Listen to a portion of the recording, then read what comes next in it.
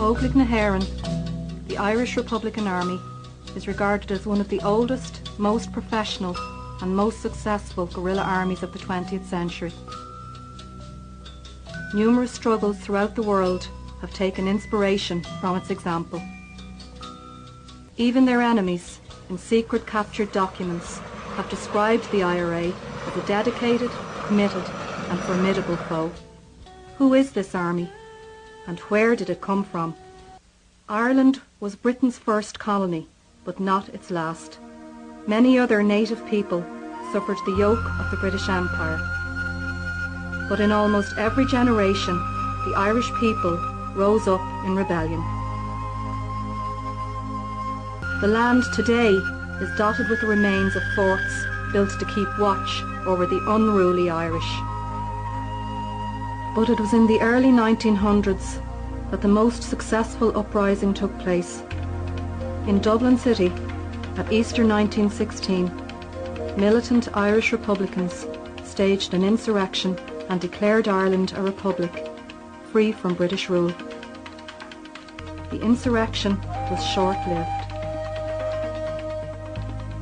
Leaders of the rising were arrested, imprisoned, then executed. But their actions and sacrifice touched a deep nerve among the Irish people and inspired a new generation. In the guerrilla campaign that followed, the newly formed Irish Republican Army engaged British forces at all levels. In the countryside, their flying columns inflicted major casualties upon enemy forces.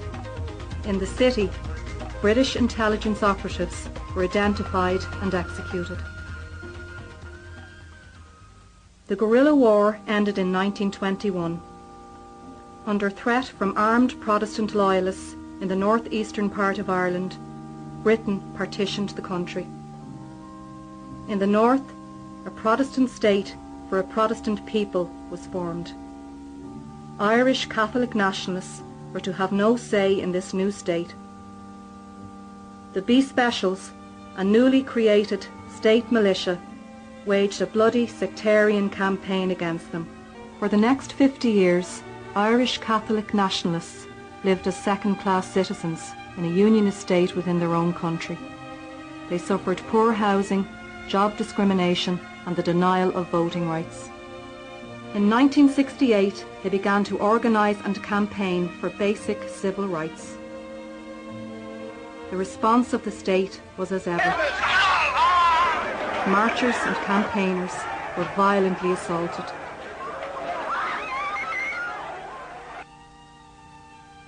Catholic areas were invaded and entire streets burned out.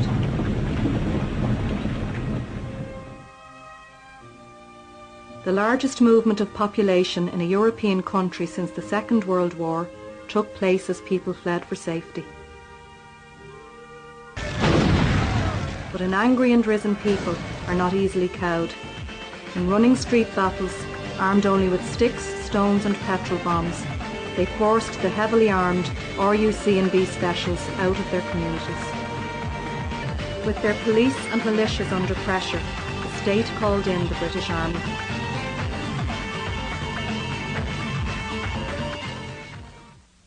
Internment without trial was reintroduced, just as it had been in the 1920s, 30s, 50s and 60s. Hundreds of young nationalists were rounded up and imprisoned. Many were tortured. When people protested against internment, they were again beaten off the streets. When the beatings didn't work, guns were turned upon the people. Derry City, 30th of January, 1972. 14 people were murdered on a Sunday afternoon by British paratroops. The British government and the Northern Unionist state had effectively declared war upon the nationalist people, and they responded. The battle lines were clearly drawn. Irish Republicans wanted a socialist democratic republic free from British interference. Britain wanted to maintain the status quo in Ireland. To do so meant increasing repression. building more prisons, more lookout posts, more military barracks, deploying more troops and police. It also meant denying that what Britain was engaged in was attempting to suppress a centuries-old anti-colonial struggle. Captured volunteers were now to be treated as common criminals and not political prisoners. But the volunteers fought as heroically inside the prisons as they had without and resisted all attempts to criminalise them.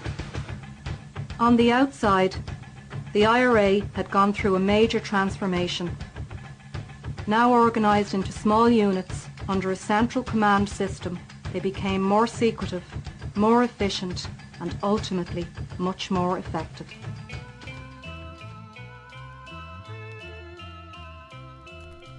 Hello everybody and welcome back to Revolutionary Left Radio. I'm your host Breht O'Shea, and today we have on David Swanson from Radical Reflections. I want to keep this short, but I do want to mention that we also have an older episode that I did with Brendan from Marxism and Mosh Pits about 2 years ago, I think, and it was completely on the Easter Uprising of 1916. And the Easter Uprising of 1916 is really sort of where, in a lot of ways, the IRA was really rooted in and eventually grew out of this sort of socialist Irish republicanism. So if you're interested in that history after listening to this episode, I encourage people to go back and check out that earlier episode. I'll link to it in the show notes as well. And after listening to both that episode and this episode on the IRA with David Swanson, I hope people really have a pretty firm understanding of 20th century Irish Republican socialism and anti-imperialism.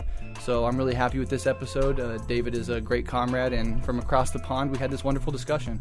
So without further ado, let's go ahead and get into this episode on the Irish Republican Army with David Swanson from Radical Reflections.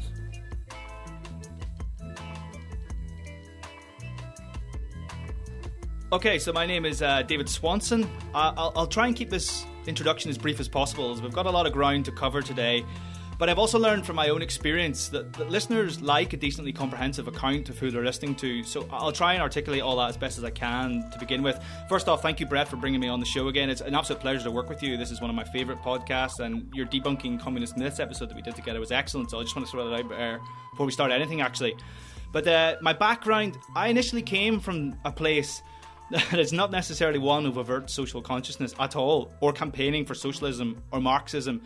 Something which has blunted a lot of my political opinions growing up, but it is also, I say that because it's a telling initiative, I hope, that anyone is capable of change and throwing off their comfortable lifestyle to advocate on behalf of social justice and Marxist doctrine. My first political trajectory came around the 2008 financial meltdown, when banks and financial structures and everything else was sort of literally crumbling before our eyes. But it didn't really have that kind of an input that it should have done. The whole process actually initially pushed me further to the right, and incredibly, and in the context of this episode will become out much clearer, is I attributed the subsequent hardship on the Irish people, us. I turned this into sort of a national conscious.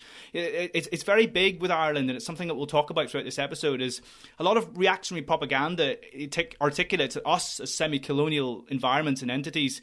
Our own stupidity is the result of these demises. You know, further proof that we need British involvement on our shores and the involvement of European capitalism to save us. And it wasn't really until I moved to Britain itself, onto the shores of Britain, that these convictions and these nonsensical approaches, I mean, your listeners may laugh at all the things I'm saying, but these are very real in semi-colonial places. And it hit me figuratively, and it was figuratively, but it felt physical. It genuinely felt like a physical slap in the face. And it took me to a dark place. Well, I want to keep a lot of those things private, but the things I saw, and realising that, you know, I couldn't believe it when I saw homeless people, hardship, institutionalised equality on Britain's shores. You know, this was something that I'm still wrestling to this day, but it's no exaggeration to say that Marxism has saved me. Explained these inequalities, how the state is structured, and how importantly we can fix these problems to implement social justice throughout the world. So after a long period of activism and a long period of learning, I'm here in Scotland and continuing to strengthening the lives of ordinary people as best as I can in around party circles and lots of other things. It's a very different David Swanson now as it was from years gone by, and Radical Reflections is a big part of that, seeking to provide a platform to broadcast all sections of the radical left. I have strong theoretical convictions, but we're trying to keep that as an undogmatic platform as possible, so it encourage dialogue and discussion amongst different tendencies who wouldn't necessarily speak to each other, and ultimately just provide a decent educational format. So that's kind of where I sit, that's kind of where my work is, and I'm really looking forward to tackling this. This is a project which is going to be an excellent one. I'm looking forward to working with you on this. Yeah, absolutely. I love working with you. I love our first collab, and so I knew even at the end of that episode that we had to do something together, and the IRA is an obvious choice. I think it's important to note, too, like, coming from various backgrounds, a lot of people throughout history, some great revolutionaries like, Che and Fidel jump to mind, each of which had a possible life trajectory where they could have been a doctor and a lawyer respectively and sort of lived a bourgeois upper middle class life. But both of them, in the face of the depravity and the domination of their people, they gave up on that easy life. And in the case of Che, he ultimately died in his 30s fighting for other people. And we all know what happened with Fidel. He lived well into his late age, but still fought his entire life. And so, anybody that is moved by the plight of oppressed people to abandon whatever class or status background they come from to fight for others is, a welcome comrade on the scene, and it has to be both historically, presently, and in the future. So I'm beyond happy to have you back, David. And like you said, we have a lot to cover. We're covering almost a century, basically, of history. The IRA, which I was telling David before we started recording, I had a sort of conception of the IRA that it really only existed sort of in the 60s, 70s, 80s, and 90s. I didn't really know that it went further back, and I actually didn't even know that it continues on in some form to this very day. And in fact, there's some border disputes happening right now with the whole Brexit ordeal that's sort of revamping some of these long, latent tensions and sort of revitalizing a certain sort of republicanism on the Irish side of things. So we'll get to that at the very end. But, to save time, let's just go ahead and jump into this because we have a lot to cover. So I guess the first question with these history episodes, I always like to just talk about the history leading up to the formation of what we're discussing, the Irish Republican Army. So basically, out of what conditions did the IRA spring, and what events from history influence its creation and ultimately its development? Sure. Now, this is an excellent question to ask, because if you were to go into a history exam and to sit down and the question was, when did the IRA form? The textbook answer is 1919, and that's absolutely true. But, I think it's almost impossible to talk about the formations of the IRA without discussing the events of Easter 1916, which ultimately influenced and inspired this campaign to emerge. So the sacrifices of Irish republicanism during the Easter period between the Irish Volunteers and the Irish Citizen Army really began to awaken the Irish population to a sense of what Patrick Pearse called a national awakening. And of course that's true, but for Marxists like Connolly, Markovich, Michael Mallon and others, and even us as historians and contemporary activists who analyse and dissect these huge events of history for inspiration, lessons, mistakes and all these kind of things to be drawn from, the events of 1916 awakened a very different type of consciousness. And subsequently, the practices of not the whole Irish population, but 90% of them, those who created everything in society, to the fact that in order to prosper, a new state would have to be constructed in their image, run by and for their interests, and set a new precedent for the Irish struggle that would entwine national liberation with the ever more prominent theoretical outlooks of Marxism, taking strength from the communist campaigns in Russia in 1905 and the rising current of Bolshevism, etc. at the time, and drawing inspiration from texts which weren't necessarily Irish, Paris Commune, Das Kapital, even Marx's Irish Question booklet, all of James Connolly's literature and writings, and in essence, something not really seen in Irish history to this point. You could argue, as you've talked about, that a lot of other Irish Republican struggles of earlier years were left projects. Wolfe Tone's 1798 Rising springs to mind, the Young Islanders of the 1840s, or even the Fenianism of the 1860s. And they, of course, did produce a large working class and extremely progressive contingent to their work that would ultimately define inspirational legacies. But a huge aspect of these campaigns were subject to bourgeois interests, not unlike the corresponding campaigns for political reform in England and, of course, the French Revolution, very progressive and very inspirational for their time, but would ultimately produce a counter-revolutionary bourgeois current which would go on to dominate and set industrial and social practices going forward. Now, we can never know whether those currents would do that, but this is an edge that potentially would have become that way here in Ireland. It's a telling point of Irish history which would take an entire episode to dissect itself. But with that context and all that set out, it really just shows how important Easter 1916 really was in setting down a new basis for Irish national liberation campaigns, a new, fresh outlook for a theoretically inspired assault on the inequalities that were institutionalised by centuries of colonial occupation, and would begin to put the working class in the saddle of the revolutionary charge for the first time in Irish history. So even though Easter 1916 failed, and you've done a whole episode on that, an enduring legacy in educational form, it can't be undone. You can't kill the idea. This is something that Che Guevara would talk about much later, but it's just as relevant here. The IRA, which naturally grew out of the 1916 campaign, and we'll come to how that all happened in a second, to challenge British rule in the immediate years, would contain within it an overtly class-conscious segment, which would play a huge part in the Irish War of Independence, and of course the Irish Civil War, something we'll also come to. But the small segment of Irish people within the Irish Volunteers that had detached itself from the many of the National Volunteers fighting with the British Empire during the Imperialist World War I in the false hope that the British establishment would grant home rule afterwards, and the Marxist Irish Citizen Army, who played a huge part during the Easter Rising, would go on to define the course of Irish history and ultimately inspire many to continue to advocate the need to intertwine national liberation with the social emancipation of the working class. The formulations and the embryo of the IRA happen here, and the events immediately afterward would become the new face of the Irish struggle. But it would be a very different organisation because of that, with a whole host of class contradictions within it, which, as we'll see, would absolutely spill out in brute force against each other during the Irish Civil War post-21. But without analysing the Rising, you don't really have an IRA, so it's important to do all that before you even start discussing how it happened, you know?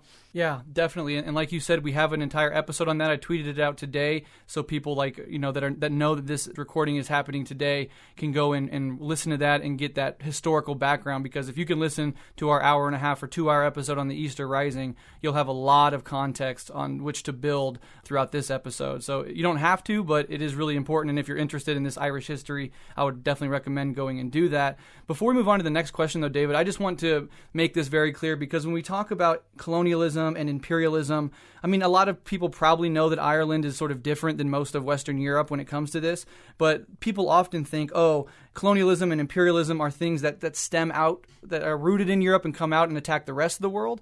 Ireland, being a part of Western Europe, is, for some people that might not know this history very well, can be sort of confused. So just really briefly, can you just touch on the sort of imperial and colonial apparatus that the Irish were under British rule? Yeah, of course. Well, obviously there was a British colonial administration in London, but they actually moved a lot of that to Ireland within these years. The British colonial institution was actually residing in Ireland. It was in Dublin Castle particularly, and essentially it made Irish populations second-class citizens in their own home. And I mean, the national historian will tell you that was because, you know, Irish people are Irish people, but there's a whole economic strand to that is important, you know. The idea of Britain colonising Ireland was not just to, you know, put down indigenous natives, which of course that was part of it, but it's to extract resources from Ireland, to take them all across the empire. It's not just taking them back to England. You know, the classic, you know, Lenin imperialism's highest stage of capitalism is very relevant here. The idea that capitalism will have to grow and expand in order to prosper, and basically Britain did that in Ireland as a template to take it to the rest of the empire. It's why Britain is still, even to this day, very keen to hold Ireland, because not only is there a sort of a traditional passage there that says, you know, we did it to you first, so, you know, there's a lot of traditional reasoning why we'd keep it to you, but there's also a lot of wealth in Ireland, you know. There's a lot of natural resources here, a lot of crops, a lot of, you know, the fisheries are massive here. There is a lot of wealth in this country, and that's kind of the side in terms of the colonial aspect that we need to latch onto here. You know, it's not the sake of just colonising Irish because, you know, they're downbeaten natives, which of course that's what they think, but you know, the economic side is the most important thing to try and take out of this going forward. Does that kind of answer your question? Yeah, 100%. It definitely answers my question. And there's this narrative, this colonial narrative. I'm reading Fanon right now, so this is very much in my head.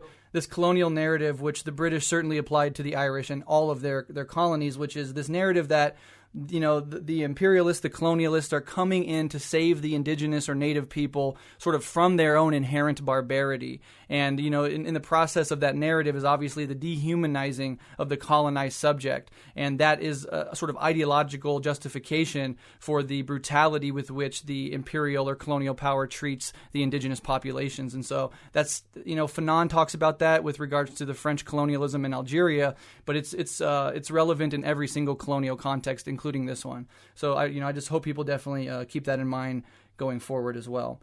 But so we've talked about the Easter Rising, and, you know, of 1916, it was incredibly essential just for the sort of republicanism and left-wing ideas. But another thing that they were trying to do, and Connolly especially was a proponent of this, was to build and we'll get into ideologies in a bit, but to build socialism in Ireland, right? Part of the reason why Connolly and the others wanted to kick out the British was so that they could build their own, you know, home rule, but they wanted to build socialism and not exploitative capitalism. So that's another reason why it's in the British interests to maintain domination of Ireland, because if you have that entire island go red, it's a huge threat. It would be similar to a Cuba-America situation. And so, yeah, there's lots of reasonings for the British to dominate Ireland and maintain that dominance to this very day.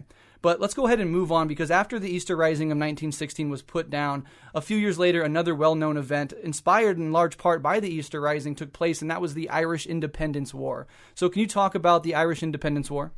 Yeah, of course. So with the background and context sort of laid down, the War of Independence showcases the actual emergence of the IRA. So the Easter Rising had been the natural progression of rising protest against extremely harsh domestic material conditions laid down by colonial British administrations fully focused on war in Europe and beyond. But as I mentioned before, many Irish people in the form of national volunteers have been willing to compromise with the establishment, with huge numbers of Irish people heading to the Western Front to fight alongside British troops on the say-so or advice from the Irish Parliamentary Party. I'll refer to them as the IPP if I have to talk about them again.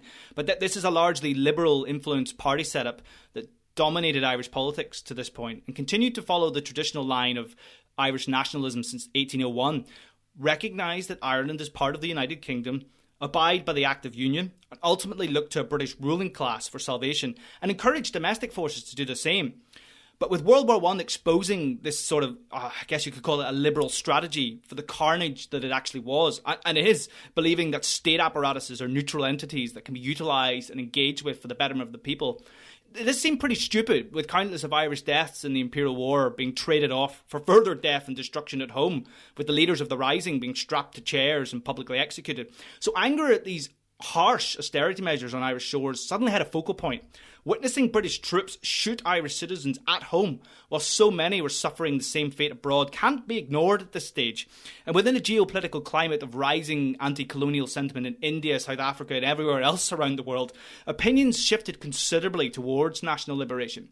And into this void, to give the context, first Sinn Féin steps into the electoral sphere, and then the IRA in 1919 into the community-led protest for change. A significant momentum shift. I can't even spell this out highly enough, from the damp squid of a dual process strategy that had pandered to London and the IPP and the National Volunteers. So people were angry. People had visible proof that the British establishment in Ireland was visibly working against their interests.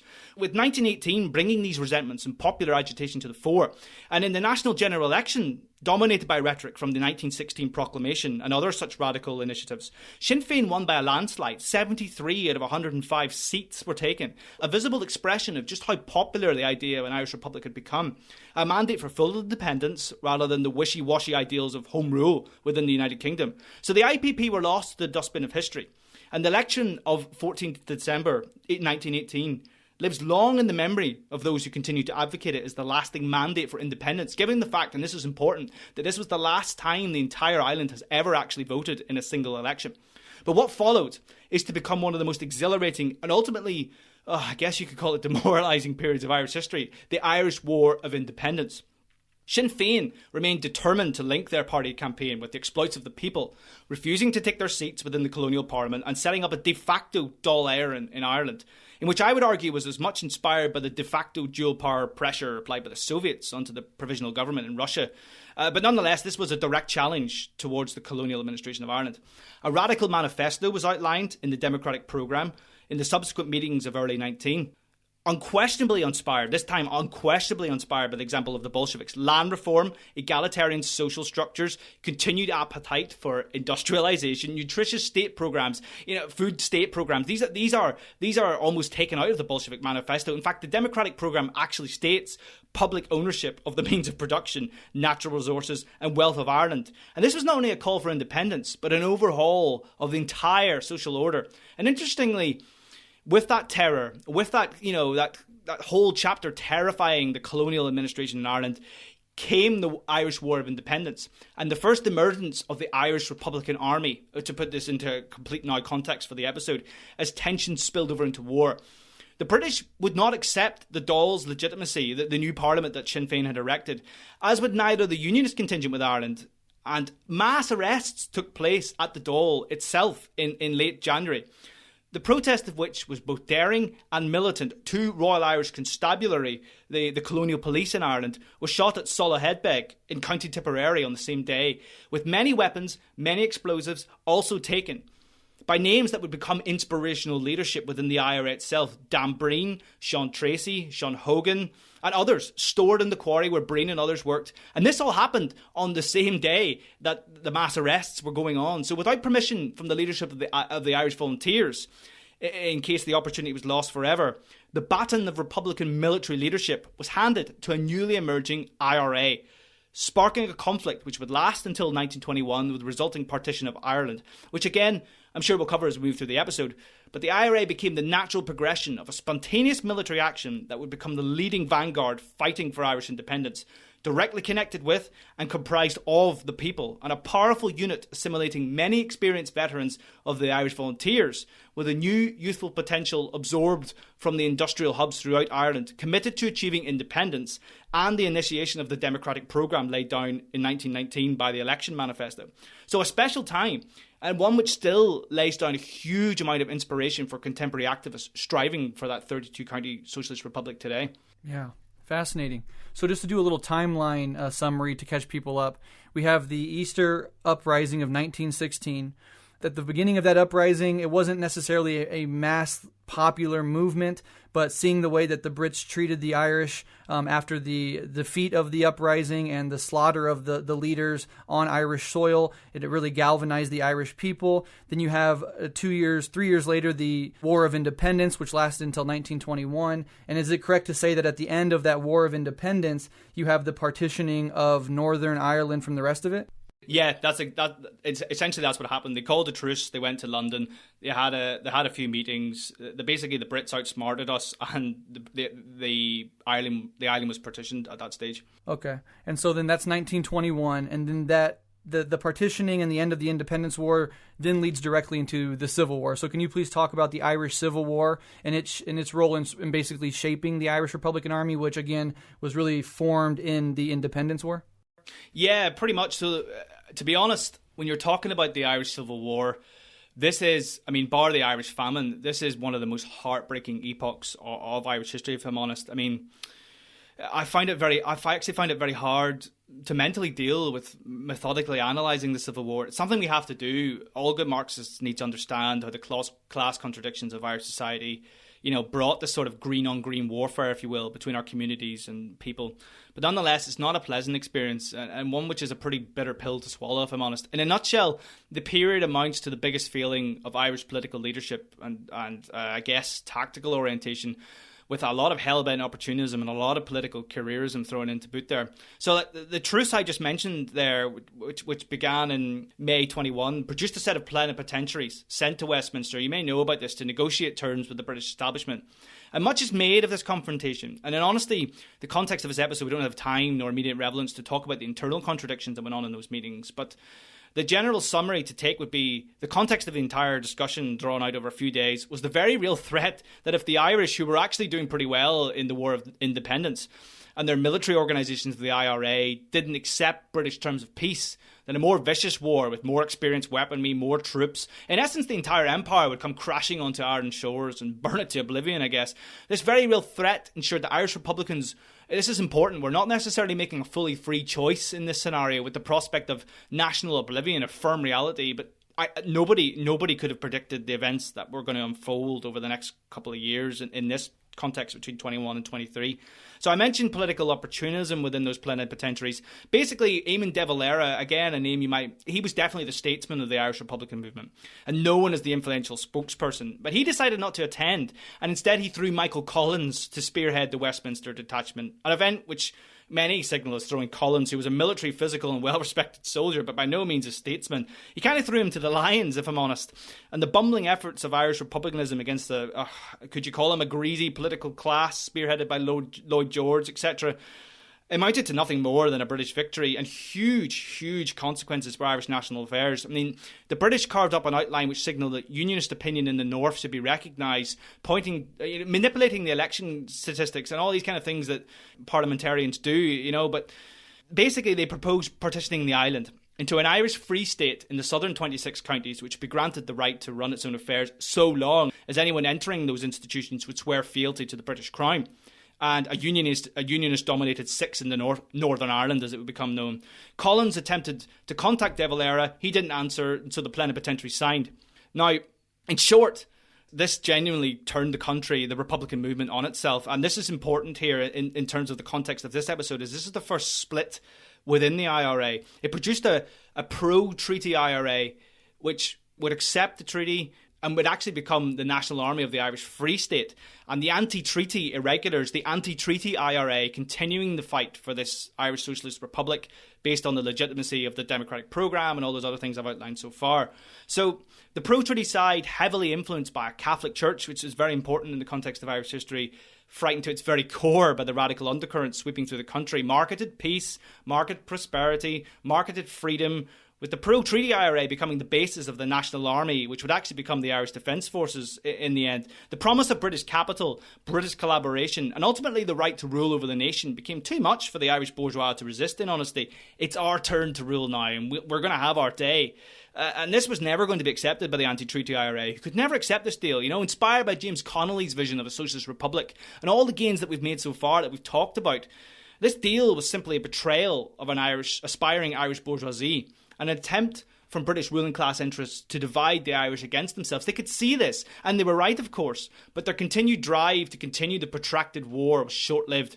A pro-treaty IRA backed by British imperialism and with the power of the pulpit to sway the masses, which proved far too much for the anti-treaty irregulars to match. Of course, you've got to also take in the internal divisions present with those stranded north of the border, unable to even reach their southern counterparts. When it comes down to it, the pro-treaty IRA betrayed the Socialist Republic for a continuation of what? British interests in the southern state, reactionary unionist hegemony in the north, a continuation of the capitalist mode of production throughout the entire Ireland, and a carnival reaction, both north and south, to quote James Connolly, in which the rule of the bourgeois and the church continue to this day dominate all aspects of Irish life. So Ireland was so close to not only achieving independence in the preceding years, but also continuing the international assault of socialism sweeping through the globe. And who knows what might have happened if we'd achieved it at that time and had unrelenting moral, financial and military support from the Soviet Union, which was, getting off the ground. We can only speculate.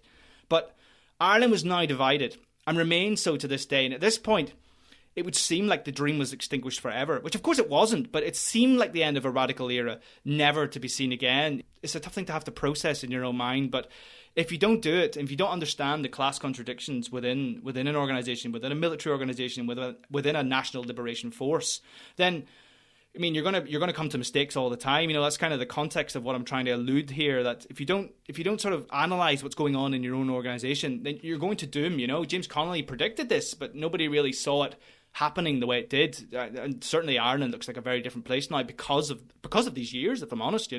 Yeah, absolutely. And again, Fanon comes to mind because what Fanon does in The Wretched of the Earth is trace out the development of the colonial context. And one of the parts of his books he really wrestles with a lot is the rise of the national bourgeoisie. And so when you have a colonized country, the class divisions on the side of the colonized aren't as important when you're trying to push out the occupiers. But, the problem is after a successful national liberation struggle, or in this case, when you have a partitioning of the country, that national bourgeoisie then rises and becomes really comfortable, basically taking the role of what used to be the colonial powers. And that class contradiction really will hurt a fight for, a socialist post-colonial situation and really bring in some of the worst from imperialism, maintain that exploitation, those class divides. And so you can see that happening all over the world in colonized context, and you see it happening right here in Ireland again. And then the other thing I want you to touch on really quick is just before we move on to the next question, the role that religion played here, because I think sometimes it can be either understated or it can be overstated. So can you just talk about a little bit about especially in Northern Ireland, the sort of religious tensions and how that played out politically? Yeah, of course. Well, it's equally, I'll touch on now that the island is partitioned at this point in history. It's just as relevant in the south as it is in the north. I've touched on there how the church influenced the pro-treaty IRA and influenced people to support the pro-treaty IRA by, preaching it in their sermons at night. I don't know if you've ever seen The Wind That Shakes the Barley. That's a movie which we should actually watch, because there's a real scene in that where the church comes out and supports the new pro-treaty IRA and the new state getting off the ground, preaching it as peace and prosperity. these are the kind of things, with people going around shouting about land distribution and, a secular state and a secular education system.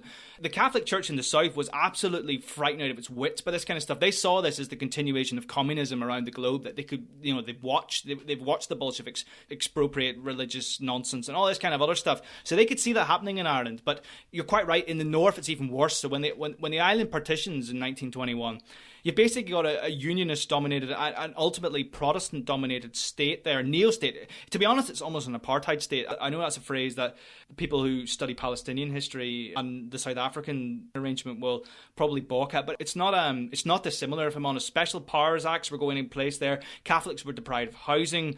Anything that wasn't Protestant, anything that wasn't the church was basically demonized, and in that sense also the Protestant church. So the whole the religious context in Ireland is something that you really have to grapple with. As Marxists, we do our best, if I'm honest. It's very difficult in Ireland, but we do our best to continue to advocate that Protestant workers should join the side and fight for the Socialist Republic.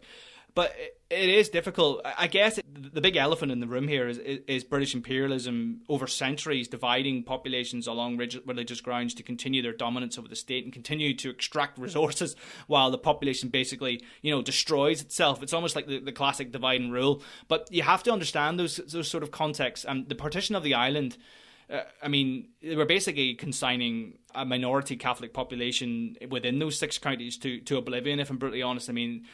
We'll come to that and how that actually materialised over the historical context from the 1950s onwards. But don't make no mistake about it, between 1921 and 1950, that Protestant unionist state absolutely destroyed anything that wasn't the cultural norm, and the cultural norm was basically Protestant hegemony over the people, religious apartheid, Yeah, absolutely. And that's really not overstated. Today it's a different situation perhaps, but at the heat of these situations in the first half of the century and throughout the troubles that followed it, there was legitimate second-class status for Catholic Republicans, and in Northern Ireland is what I'm talking about, and the Protestant Unionists or Loyalists who wanted to continue to be a part of the UK were the predominant majority, and then they used their connections with the British government and their majority status in Northern Ireland to actively oppress the Catholics. And so that religious divide also is sort of magnetized along political lines, and so religion and politics in this can't really fully ever be completely separated. And as much as the church may have been a source of reaction, in many of these cases you also see some, at least individual priests who are more in tune with liberation theology perhaps pop up. And I was listening to an interview of priests who lived during the Troubles who were precisely that, and they talked about how they were sympathetic to the struggle, but they also saw the reaction inherent in the broader church, and so they as priests were sort of in a difficult position at times.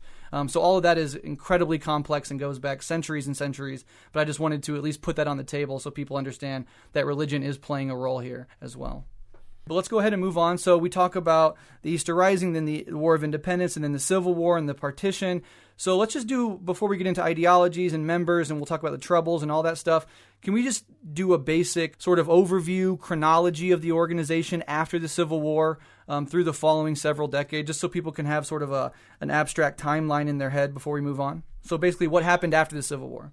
Yeah, that's fair. essentially, the very short answer is pretty much nothing, but it's not the true answer. Again, you would probably get a tick if you wrote nothing in an exam, but there's still things going on there that are important, even if they're not fundamentally the IRA. So basically, the De Valera I talked about formed a new left alternative political party in Fianna Fáil to enter the new government of the Irish Free State when the majority of the anti-treaty IRA, who are still alive or not in prison, refused to accept that's legitimacy, and split the movement again further into, something that would rot the movement by focusing on parliamentary motives. De Valera moved to the centre ground and, at best, over time, and began to collaborate in the imprisonment of anti-treaty Republicans with Fine Gael, the electoral party that had sprung from the pro-treaty element of the whole thing. So Fine Gael were kind of the political movement of the pro-treaty, and Fianna Fáil were initially the political movement of the anti-treaty that survived, but then got corrupted by parliamentary endeavours, everything that Marxists know will happen when you trade the streets for the corridors of power. So the southern state became little more than a bourgeois utopia at this stage, so much so that it was actually accepted by most of the capitalist world as a republic in its own right in 1949. But this is a very different republic from the one we were advocating for. It's very much taking its place amongst the bourgeois nations of the world and accepted by everybody, that kind of thing. So these were dark years. It's quite hard, actually, again, to see just how far the IRA insurgency had dissipated into little more than just rhetoric. 3 or 4 people meeting in a room talking about the glory days of 1919 to 1921 or 21 to 23, analysing all that. That's basically what was happening here. But that's crucial. I mention all that because it is crucial. The analytical side that was going on, it's almost like, Stalin talks about this a little bit in his literature, that kind of like knowing when to retreat. And of course, the retreat was forced on the anti-treaty IRA.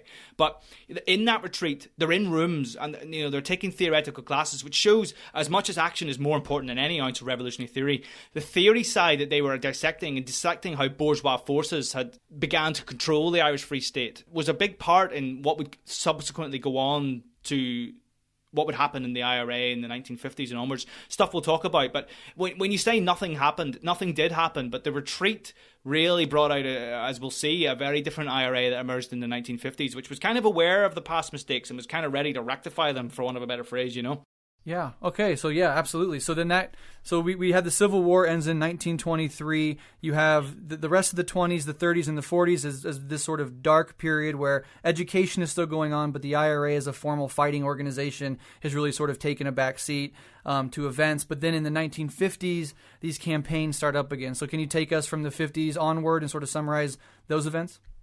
Sure. Just before I go on there, actually, the only thing that was relevant that you might want to discuss, the idea that a lot of Irish people went to fight against Franco in the Spanish Civil War. The International Brigades, the Colonial column, the 15th Brigade of the International Brigades, was a very important part of the Spanish Civil War. And equally, those pro-treaty elements became part of Franco's, Ireland again split on class lines in terms of fighting against Franco and fighting for Franco. I'm not sure if that's relevant. I just want to say that before we move on. No, I that's a really important part to point out. And it's sort of similar to the U.S. too, because the U.S. had the Abraham Lincoln Brigades and fighting Franco-fascists, but the ruling class in the U.S., especially I think it was Conoco, some Texaco, maybe some big oil companies were smuggling oil to Franco and his forces, even under the nose of the U.S. government, doing it behind their back. So the ruling class in both these countries really taking the side of the Francoist forces and the sort of radical working class elements, forming sort of international brigades and going over and helping fight. So yeah, it's incredibly important and definitely worth mentioning. But yeah, so just go ahead from the 1950s onward.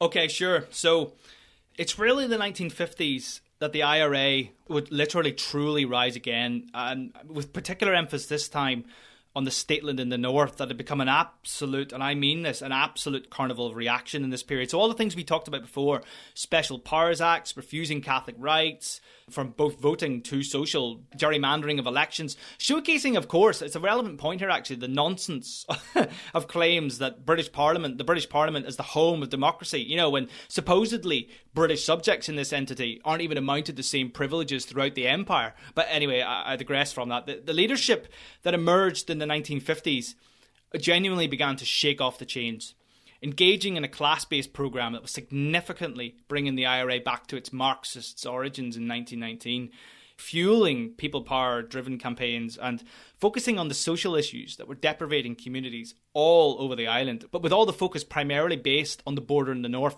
So in essence, the north became the tactical reasoning to dismantling partition, for the simple reason that the southern establishment was too strong, if I'm honest, all the things I've just talked about. But the rhetoric pushed out that if we could eradicate British presence and do that first, then we could tackle the Irish bourgeois presence on the island.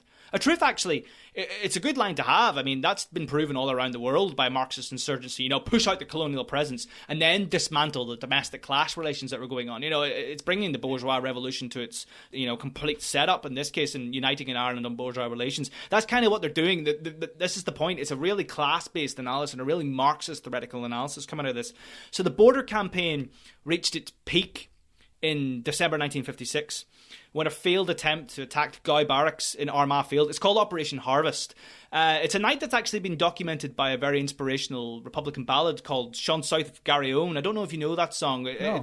It's one everybody knows here. And although Sean South is kind of a questionable character, it's a very good song and very rousing after a few beers and whatnot. But while it failed, the leadership, and this is the point here, and you talk about leadership of the IRA, and I've mentioned a lot of good people so far, but the leadership that arose out of this campaign, Thomas McGeela, Cathal Goulding, let me think of some more, Sean Garland, both of you fought in that night, Roy Johnston, Myrene de Burke, a woman, crucially, that's a crucial point of all this as well, reignited a spirit and ultimately re-inspired the public support that had been so crucial during the War of Independence between 1919 and 1921.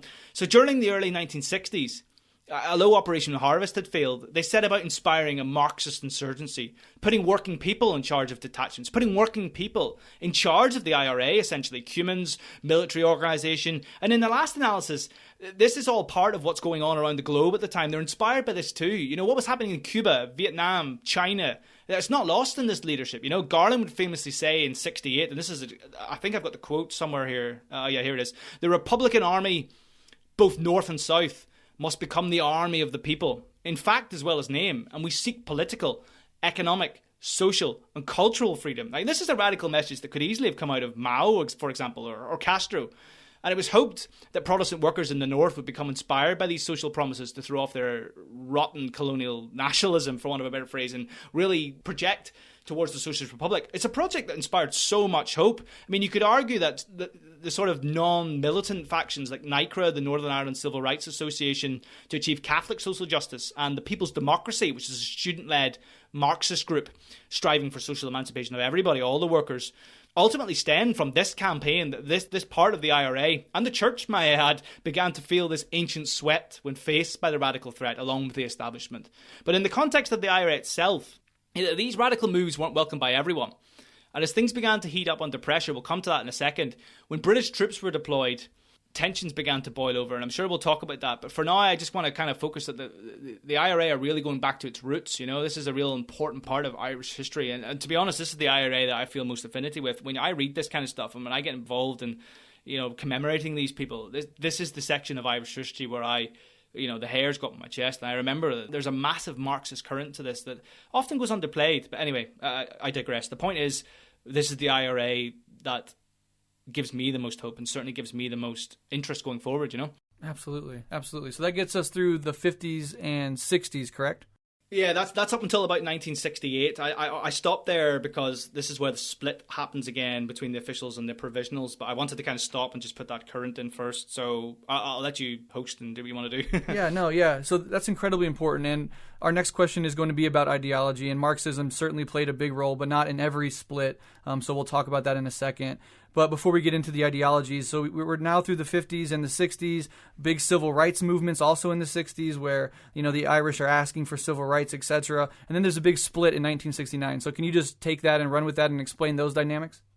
Yeah, so again, this is a very important part of the IRA's history. And to be honest, it's really funny actually, because all the things I've mentioned even up until now, even in terms of the Irish Civil War, etc., are all kind of, you know, if you were to go to a British museum and talk about the IRA, the only thing you would see would be the provisional IRA spawning in 1969 as if it just sort of came out of the ground. You know, these sort of things I've just talked about aren't common knowledge, certainly in British education programs, but just populations more broadly. Even some Irish people didn't even know that the IRA I've just talked about had existed at that time. You know, everybody thinks that the British troops just came into Ireland in 69, the provisional IRA just sort of spawned out of the ground. Or certainly the British would have you believe that, you know, the IRA were sort of the IRA were just sort of fighting themselves at this point. It's a very interesting point in history, but the tensions, as I'm talking about now in terms of the split, the tensions arose to such a point when British troops landed in and the colonial police and the RUC in the north were really battering people right down the streets of the north. It sort of produced a lot of tensions, to be honest, and I'm going to explain why that was. But one split into a Marxist schism, the one I'm just talking about. The leadership of the IRA at this point maintained themselves and maintained quite a lot of the majority of the group, and they were named the official IRA, which would continue the campaigns I've outlined, but also crucially recognise that dormant political institution in the north. You know, the sort of the reactionary state for Protestants that had emerged post 1921 with the partition of Ireland. They were going to recognise that institution and combine an electoral campaign with a dual strategy of popular resistance and would refuse to engage in combat with Protestant workers and essentially use force as a last resort. And the provisional IRA, the other split, which continued to refuse to recognise the northern government, defend Catholic areas, and ultimately fight both Protestant paramilitaries, both the Protestant police, and any British army insurgency which came their way. This was heated, this was confrontational, and this was very bitter. And actually the Provisional IRA, a lot of their campaign was inspired by the fact that, let's be honest, the official IRA were communists, and they weren't really particularly interested in, maintaining the Catholic Church and all that kind of stuff. This is a very bitter part of the struggle. And Seamus Costello, one of the officials at this time, quoted, "We have no common ground, good, bad, or indifferent with the Provisionals." These were two very different organisations spanning out. One which had a purely nationalist-based focus, very national-based, no class-based analysis whatsoever. Initially, we'll come to that as well, but the Provisionals were at this stage very much about a national liberation, very much about continuing the Catholic Church. Again, that would change, but that's where the split emerged from. But I mean, in the last analysis, I can see the logic of both sides. I mean, it's hard to sit on the fence. Nobody should, but in this scenario, as an Irish person, I can't have more respect for both sides, if I'm brutally honest, because the officials wanted to use retaliatory force, using it as a last case scenario. All the things I've just discussed to continue social agitation amongst workers. But also to aim to link up with the British working class. And in honesty, their Marxist ethos is probably one I would have supported and certainly backed at the time. But the problem was, and this is why I still have a lot of respect for the initial split in the Provisionals. As history progresses and we'll talk, I have gained unilateral support for the Provisionals, and no, unquestionably. But at this stage, I can certainly see why they did it, because the problem is the growing reasons for armed conflict were almost too big to ignore. People were being butchered by both quasi-fascist paramilitaries, unionist paramilitaries, and British establishment troops. The need for protection and direct offensive almost became too big to ignore. I mean, the other telling part of all of this with the whole split is the age differences. The Provisionals' average age at the time was between 19 to 21, and the officials was 35 to 37, showcasing that the youthful energy was siding with the Provisionals to directly take the fight to the British establishment and protect their communities. It's hard to sit in the fence, as I've already said, but I do respect the ethos of both sides, because both had legitimate reasons to decide what they did. It's just a shame. We talk about successes and failures. It's just a shame that throughout Irish history, this is a current narrative, we can't reconcile our own differences to engage in a united front. Another split amongst Republicans can only ever be argued, I guess, in the last analysis, as a victory for reactionary interests, both within and outside the island, But as I say, I do side, I can definitely see the logic of both sides here. And as history progresses, when we start talking about the actual conflict, the Provisionals became an organisation which inspires so many to this day and shook off a lot of this split. But anyway, that's how the split happened, and I hope that makes a bit of sense, and if it doesn't, I'll explain it a little bit more if necessary. Yeah, it does make sense. My only question would be, so obviously the Provisional IRA went on, and we're going to talk about the Troubles. So was the Provisional IRA the main sort of segment of the IRA leading the way after this period of time, or did the official IRA continue to exist for decades alongside the Provisional IRA?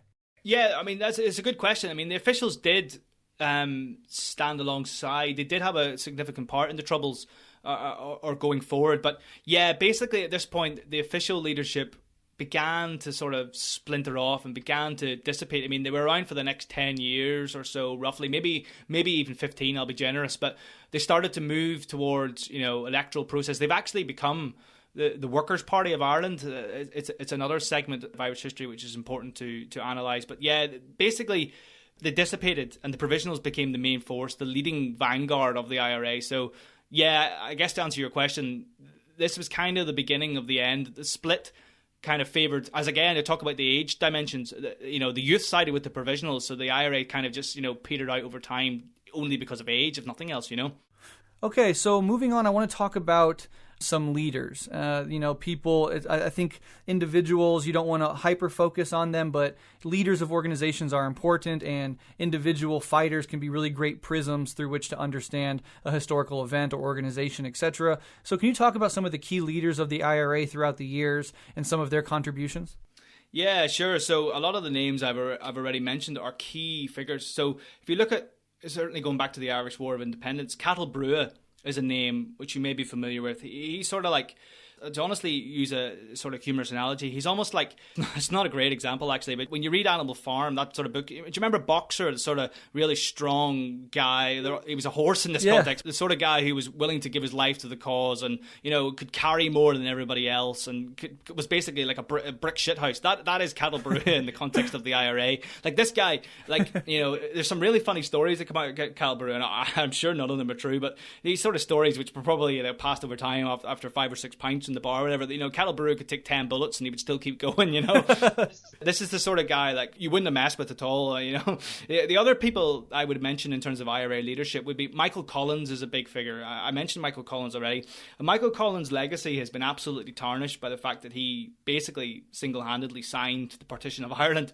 But, in that Irish War of Independence, he was the Lenin figure. I mean, we talk about comparisons, that this is a much better comparison. Michael Collins is the man that even if he got it wrong, you would side with him. Do you know what I mean? One of these sort of characters. Like Lenin got things wrong throughout history, and Lenin sort of had to change his mind about a lot of things. Michael Collins is kind of the same. He literally was, I talk about him not being a statesman, but in terms of military stature, he is absolutely the guy. Like, if I could have a picture of Michael Collins on my wall, I probably would. I mean, that wouldn't go down very well with some people because of all the things that happened in the Westminster Parliament and signing off of the Ireland.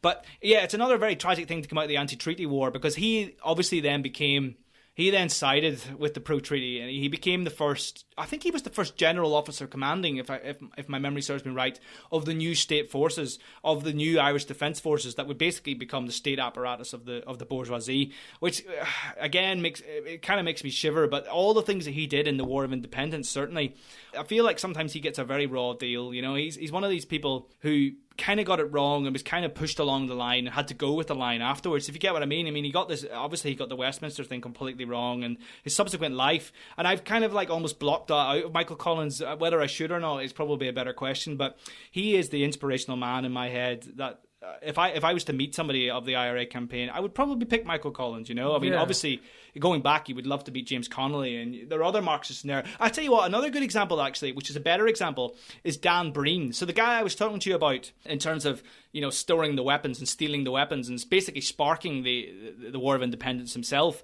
by stealing the weapons of the Royal Irish Constabulary and hiding them in the quarry. That is a man who has been emulated in history throughout the years. I mean, we still talk about him in Irish Republican circles, and we still talk about him in socialist, discussions and all these kind of things. He's a real hero over time. Kevin Barry is another one, actually, who was 18 years old during the War of Independence and was brutally shot dead. He's become a real martyr. If you walked into any Republican bar, you would see a picture of Kevin Barry on the wall, because he's a real symbol of just how harsh the British colonial establishment were at this time. The sort of idea, he's not a leader per se, but he's an inspirational figure in terms of, they were willing to basically strap Kevin Barry to a chair and kill him at 18 years of age. It's a very interesting point of Irish history. There are so many. All the ones I've talked to you about, Cathal Goulding, Sean Garland, Marion de Burke is another one who was a woman who really stood her own in that sort of 50s campaign and maintained her leadership when, Irish history isn't particularly, full of women, for example. So to have her in there, I mean, obviously Constance Markievicz is another one who isn't in the IRA context, but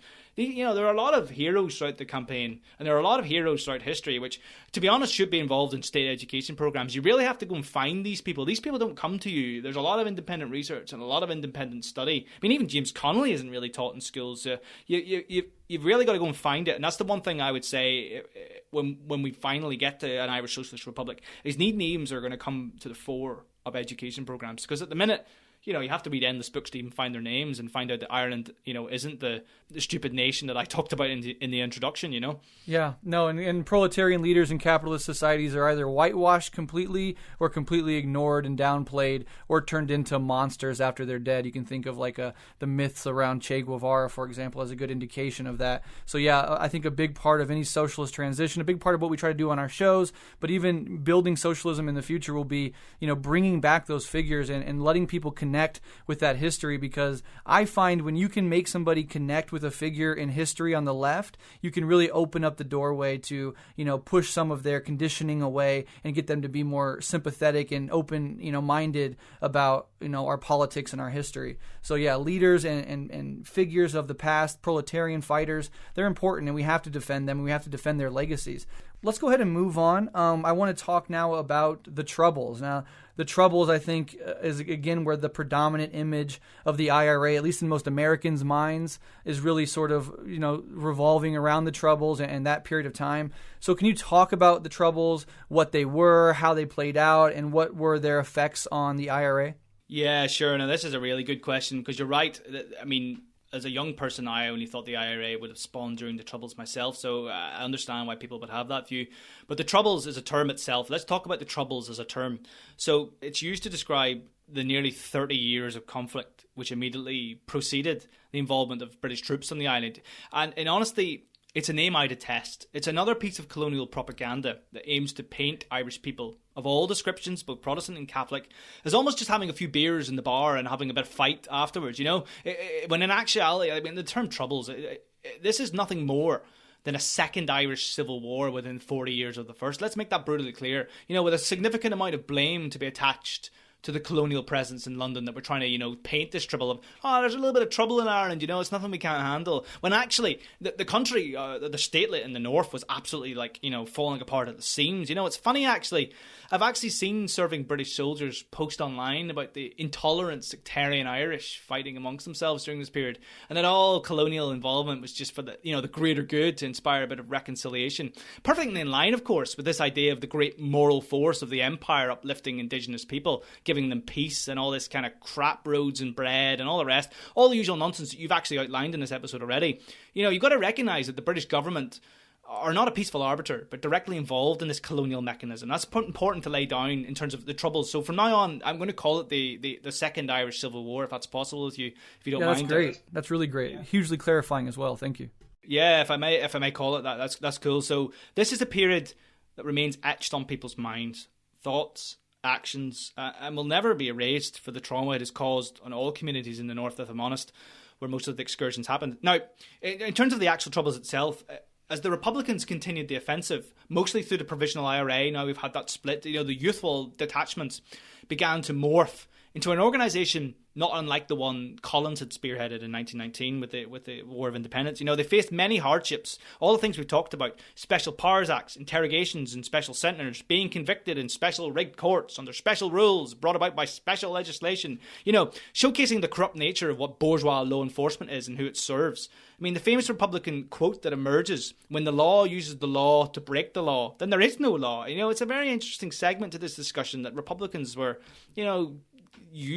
understanding how the law worked at this stage. But another interesting segment actually to the whole dissection of the Troubles, and this is something which should not be lost on anybody, is the fact that while all that was going on against Republicans, not only did loyalist paramilitaries remain legal for most of the conflict, William Whitelaw actually, British Secretary of State for Northern Ireland, met the UDA and the UVF Senior Army Council 3 times during July 1972, and General Harry Tuzo, head of military operations on behalf of the British Army, has been investigated and found out to have colluded with organisations like the UDA and the UVF throughout his tenure. This is a strategy that will remain throughout the conflict. Loyalist paramilitaries were basically allowed to exist because, they could be useful. You can really use them to your own advantage. I mean, Harry Tuzo explicitly quoted in 1975 that the UDA was not a terrorist organisation. It was a frightening militant manifestation of a point of view, but not a terrorist campaign. So given further evidence that when push comes to shove, this is all part of this narrative, that the establishment will absolutely batter down the hatches and collude with fascism in any form. And you could argue that the UDA and the UVF are fascist organisations. I was going to ask about that, yeah. Yeah, to preserve the interests of capital. That's exactly what these paramilitaries were used for. That's exactly what the whole scenario was. But anyway, I don't have time to go through the entire history, but we'd be here all night. But one special mention I think is prudent to mention at this stage, which in my opinion actually changed the course of the entire period of conflict. I talked about how the provisionals changed over time, and you can draw on any subsequent questions that you like to elaborate afterwards in terms of IRA strategy itself.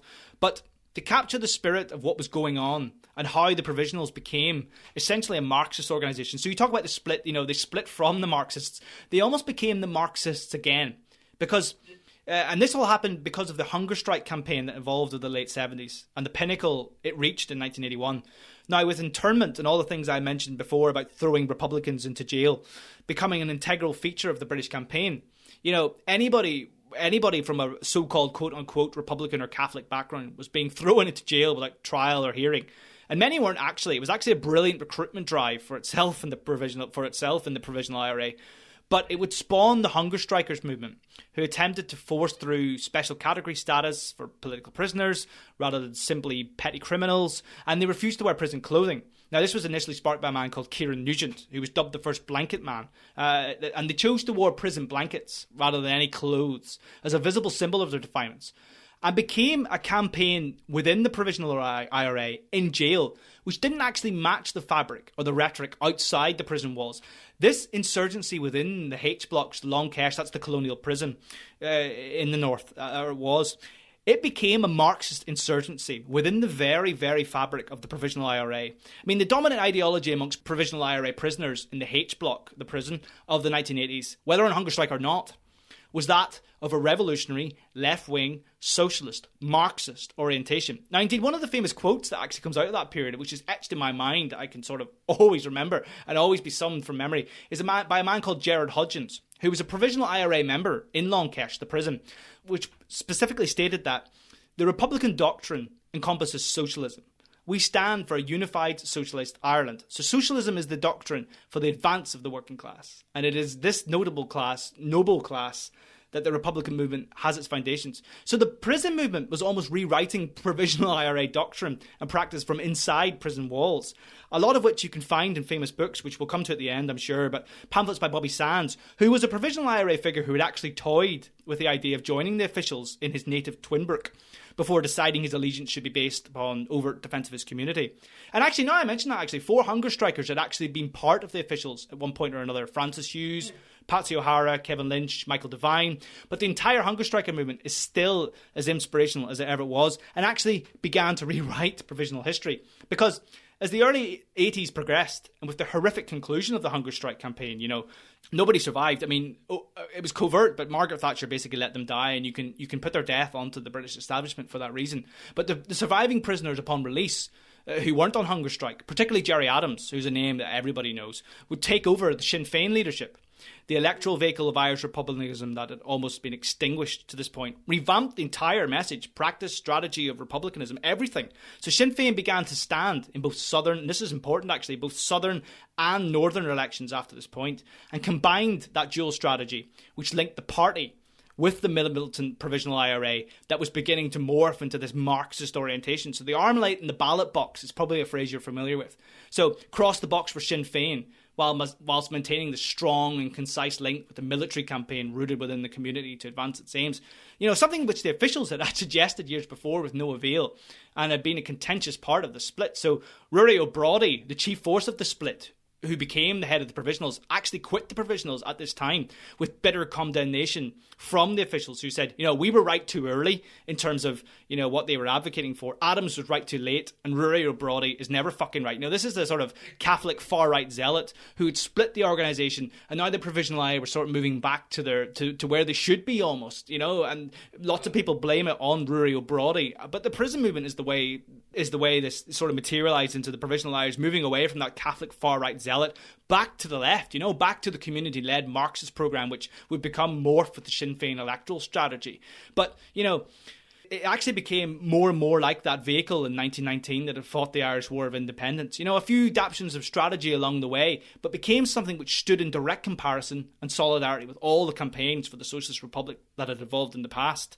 And the hunger strikers is obviously the seminal part of what made that happen, I mean, Bobby Sands was actually elected to Fermanagh in South Tyrone as an electoral candidate on the back of all these kind of like militant spearheading and the dual strategy between Sinn Féin and the Provisional IRA ballot box. It was really quite something. And ordinary people, through determined and organisational practice, in terms of how the Troubles played out, really brought a well-oiled colonial machine to a score draw. At least, I mean, we're going to talk about specific IRA strategy, but going into that, knowing that the IRA did that, brought them to a score draw at the very least, is something that you can't wrestle with. It's almost impossible to do so, but they did it. It's something that will be written into folklore of Irish history for, if not centuries, then millenniums to come, Yeah, absolutely. And I want to make a few connections here because, obviously I'm from America and I have a lot of American listeners, and we know a lot about the Black Panther Party. They're operating around the similar time. The Troubles obviously happening in the 70s. The Black Panther Party at their peak in the very late 60s, early 70s.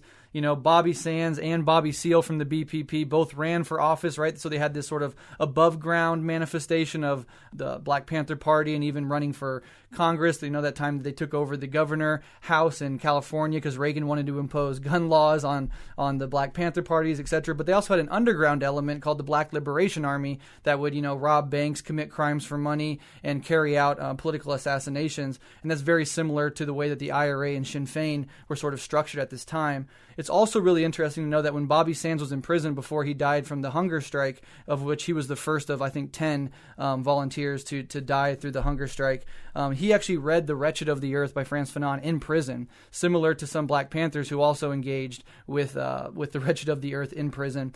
So that was really interesting. And then when the hunger strikes resulted in all of these deaths, there's actually an international outpouring of support for the hunger strikers. And here in the U.S., you had marches coast to coast in every major city sort of in support of the hunger strikers and the IRA members in prison. And in fact, even Longshoremen Union, the Longshoremen Union guys here in the U.S. blocked British ships from coming into their harbor on the day of the funeral for the hunger strike victims.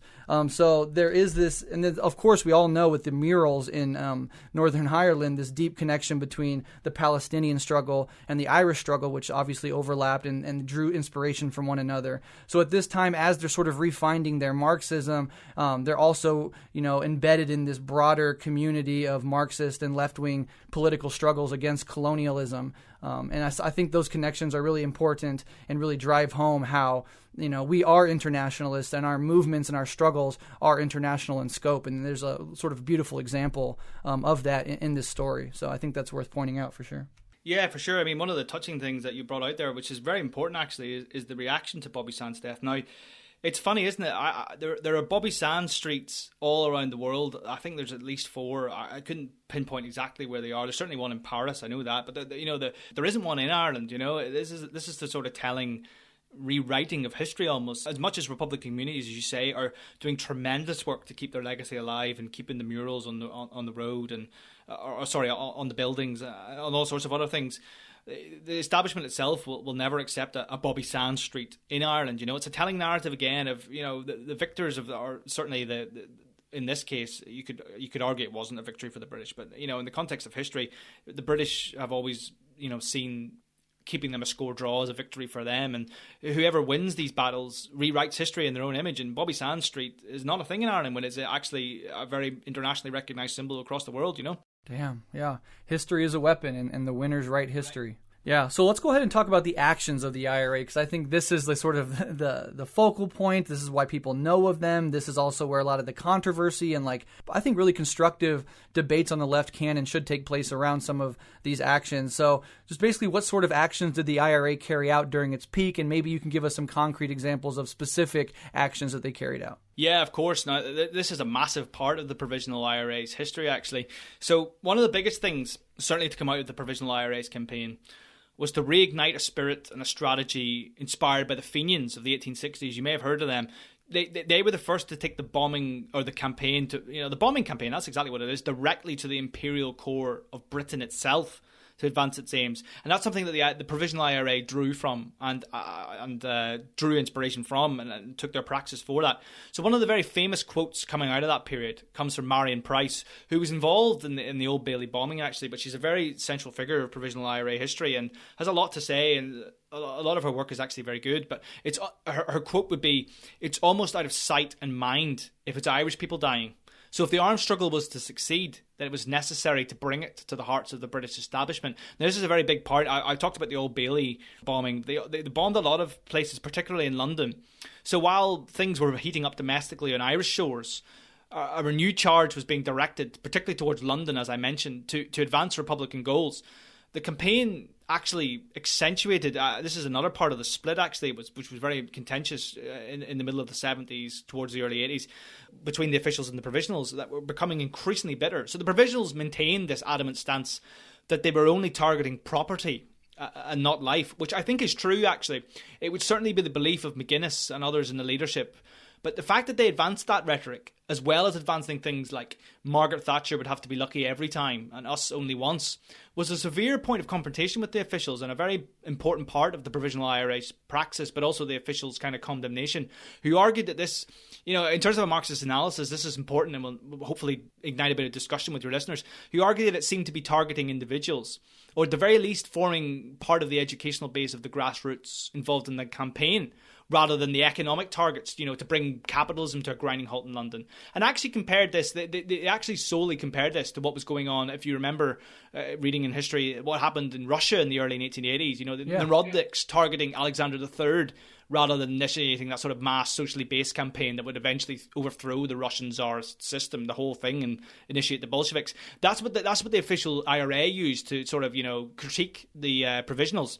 And in honesty, if we're looking at the legacy itself, this did them no favours in England. I understand why they did this, because, as you know, look at what's going on in the world today. How many reactionary newspapers and reactionary media outlets do you see talking about Bolivia or talking about Venezuela? Or, all you see is Hong Kong all the fucking time. Yeah. This is kind of similar. This is why the provisionals felt they had to take it to London, because if they didn't take it to London, then, in honesty, there's going to be no news, and Irish people are just going to die and die and die and die. It's not going to get any news coverage. But at the same time, it didn't really do them any favours, and particularly alienated British workers capable of being part of the campaign to bring down the system themselves, through boycotting transportation or troops, actually, Did it fall foul of a nationalism which demonised all British people without a class-based rhetoric?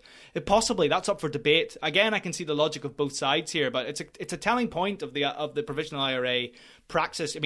Mountbatten is another big one, and also the I think it was the Royal Marine School of Music. They bombed a lot of places and turned a lot of British workers against the cause, because obviously, if you're seeing your family being dragged out of, as a working class person, being dragged out by, quote unquote, was being marketed vociferously as a terrorist organisation, it's very easy to become influenced by that. So I can see both sides of the logic here, as I've tried to explain. I can see why they had to take it to London in most respects, but I can also see why the officials felt, you've got to stop saying things like, we have to be only lucky once against Margaret Thatcher. Because although that's true, and although, taking out Margaret Thatcher, would anybody have cried for her death? Probably not, if I'm brutally honest. But at the same time, they just replace her with another. Do you know what I mean? It's just like it's almost like a victory. Just to clarify, the Thatcher comment was made, and correct me if I'm wrong, but after the IRA bombed a hotel in London that was hosting a Tory conference. Is that correct?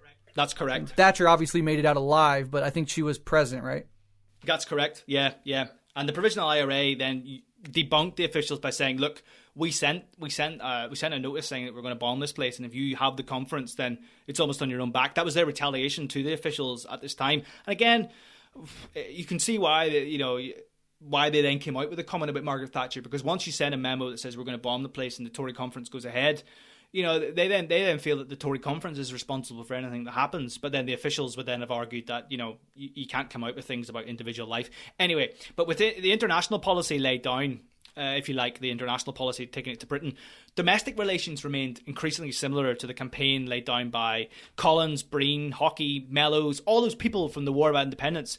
Bring the colonial presence to you and smash them while you can, and then disappear into the urban housing networks. A policy that was used to extreme effect, and again, not unlike the early 1900s, actually brought a lot of popular support, which is a massive part of Marxist insurgency. You can do all these things if you like, but you haven't got the support of people in the surrounding community, then you're almost asking for suicide. Do you know what I mean? So, right. In fact, one of the most famous altercations throughout the entire period was what became known as the Falls Curfew. In early July 1970, this was when British troops had just arrived on the island pretty much and were effectively locking people up in their home for 3 days. But women in the communities surrounding eventually began to organise, literally confronting British troops in this sort of like mass popular resistance, unarmed by the way, in condemnation of this boldly marching past British troops to deliver food supplies and other necessary provisions. A huge propaganda coup in that initial stage of conflict, forcing an end to this curfew. But more importantly, in terms of the domestic relations, and that's the example I use for a reason, is to showcase the power of organised resistance. But without that sort of organised resistance around the community, the guerrilla movement, while being firmly underway, would never have succeeded without it. The domestic current going on here is very, very important in terms of the IRA strategy in this period. It's almost the same as any Marxist insurgency around the world, that if you have a sort of, let's say there's 20 people out in a guerrilla patrol, if you don't have the support of 500 in the community who are willing to let you come in the door and lock the door and all this kind of thing, feed you, and all these kind of like mass-based support within the community, then there is no IRA, there is no campaign. Do you know what I mean? And that's the thing that's really underappreciated in contemporary times. I feel that you almost have to build this for 9 years. You almost have to build this, but the IRA didn't really do that, to be honest. I mean, they had done it in 50s and 60s, but the Provisional IRA were this new organisation. It almost defies the logic of history that they were accepted pretty much initially on the ground, and certainly after the hunger strikes were completely surrounded and supported by the communities surrounding them, you know. So I guess that kind of links the domestic and the international strategy. Does that kind of answer your question, or is there anything else you want to ask about that? No, yeah, definitely. And I think it's really important also, as you said, this mass support. You know, Mao talks about guerrilla warfare only being successful if the militants can swim amongst the people as a fish swims in the water. And so having that mass support and that sort of network of people to help you out in a guerrilla warfare context is absolutely essential. I know there's debates there about taking the fight to London and alienating London working class people, but we're going to talk next about the killing of innocents in bombings. And, I think a core issue whenever we discuss Marxist urban guerrilla warfare, which is pretty much what this was, or as some call it, left-wing terrorism, the question arises of innocence. And we've done episodes recently on the Red Army faction and on the November 17th movement in Greece, both of which, went out of their way to ensure that there were little to no innocent casualties. And at times when they messed up and killed somebody innocent, it was a huge moment of withdrawing and sort of thinking through the implications of what they were doing. And so we talk about that a lot on the show. So I just basically want to have this conversation with you, talking about how the IRA went about, conducting their guerrilla warfare campaigns. The first thing I want to say, and I think the most important thing to say, is that the sort of dialectic of conflict was started by the oppression and domination and violence of the British imperialists. So I do not want to say that if I disagree with this or that action of the IRA, that then means that the enemy is good, because we all know that the Brits, like the Americans, kill innocent people to this day on a daily basis. And so, there's no sort of both sidesing the difference between the violence inflicted by imperialist and colonial powers and the violence inflicted by those who stand up and fight back. So I want to make that very clear up front. But basically, I just want to have this little conversation with you. How did the IRA, or did they, I think they did, struggle with this issue of innocence? Were innocent people killed often? Basically, I just want your thoughts on this problem of urban guerrilla warfare. Yeah, sure. To be honest, it's an excellent question, which I'm glad you brought up. It's an extremely important part of any conflict, and equally one which is both complex and very difficult to reconcile with, if I'm brutally honest. I mean, it's interesting actually how the IRA approached this, because not only did they universally condemn infliction upon innocent civilians, they also partially felt extremely sympathetic towards British Army personnel. I mean, more explicitly, actually, British Army junior ranks. Tying in this class analysis to all this, which suggested that the major echelons of British ruling class society were ultimately responsible for the deaths of ordinary people who donned British uniform rather than them. So again, Marion Price has an excellent quote for this. It's the death of a British soldier, and don't forget, this is someone in the Provisional IRA. The death of a British soldier is also sad, because he's just some kid who doesn't even know why he's in Ulster, let alone why he has to die. At least our volunteers know that they're giving their lives for. That's the difference between the idealist and the cannon fodder of the British government. So be in no doubt, both the officials and the provisionals took this issue very seriously. And you could argue the officials even took it more seriously with all the discussions I talked to about property and not life. But they even drew on class-based analyses in the conclusions. But with that being said, I mean, we didn't always get this. They didn't always get this issue right, and mistakes were made. We can't live in this utopia that said, the IRA did nothing wrong, because horrific mistakes sometimes did actually happen. As you say, they find it very difficult to deal with. I mean, we have to be conclusive of the mistakes of our class if we're going to learn going forward. We have to dissect them and make sure that we have the deepest understanding of them. And in the context of your question, I think a more telling analysis and a better answer, rather than deal with innocence, is deal with one of the IRA failures which kind of produced these innocent lives, if I'm honest. So the fact that the IRA campaign actually got sucked into, at various periods of the struggle of this Irish Second Civil War, actually got sucked into a British strategy of, picking off loyalist paramilitaries during sections of the conflicts to divide the Irish against themselves. You know, the classic example of dividing the country amongst itself in sectarian war became a real strategy of the British, and the IRA sometimes fed off that. You know, the colonial establishment kind of sat back and watched the IRA butcher loyalist paramilitaries. And it was these times particularly that innocent lives, and in the context of your question, would suffer. I mean, a tragedy and a universal mistake that we should recognise. I mean, it was what the initials had actually feared for at the time of the split, and at intermittent parts of the struggle, that is exactly how it panned out. I mean, the IRA would target loyalist paramilitary members instead of British colonial troops in their local fish and chip shop, or the pub, or the takeaway. And in the end, producing large amounts of collateral damage, which fueled significant sectarian tensions between Catholic and Protestant, rather than any focus on the British colonial troop. I mean, this was a big part of the certainly the late 70s, you know, and the ultimate regrettable loss of innocent lives was a telling point of all of this, you know.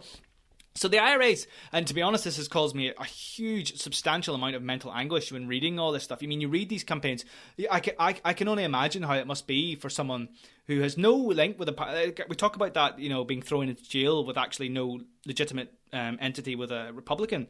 I can also see why somebody from a loyalist background, but with no affiliation to the loyalist paramilitaries, going for a burger in the chip shop and, you know, being blown to smithereens, or their father doing that, and then the son being like, I'm going to join the UDA tomorrow. It must have been a huge recruitment drive for these loyalist paramilitaries.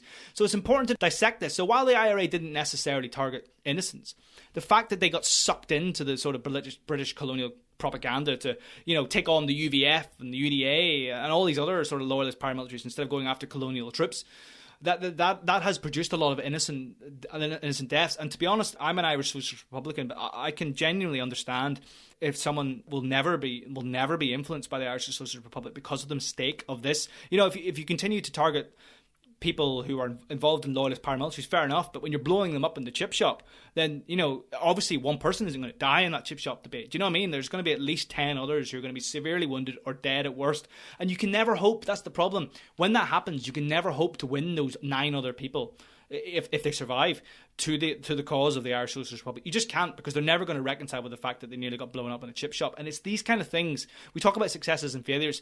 This is the big failure of the IRA's campaign.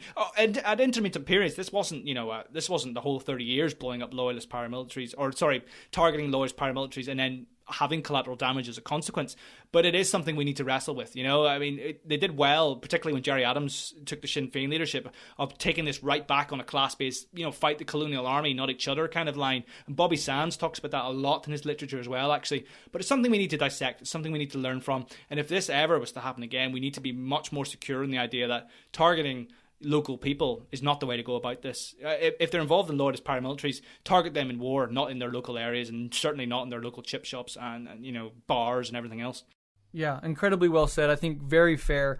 As somebody who both of us, you know, support and sympathize with the struggle of the IRA over the years, I mean, I think that's a very fair-handed and balanced critique and an honest assessment of what happened. And, you know, I've said on this show or other shows that, you know, the killing of innocent people is a huge no for me. It can't ever happen. But at the same time, we also have to understand that the enemies that, you know, our movements have historically gone against are the sort of people that don't give a fuck at all about innocent lives. So the very fact that this sort of, you know, reflection is so popular on the left, but the center and the right don't care at all, I think is worth mentioning here. The enemies in the form of the imperialist state, whether the Brits or the Yankees, you're talking, you know, brutality on innocent people every single day. They don't care how many kids they kill. They don't care how many innocent people they kill. They want power, and they're willing to do anything at all. And so when you have a smaller group fighting against these empires, and that group has the moral quandary of wrestling over these issues where the enemy doesn't,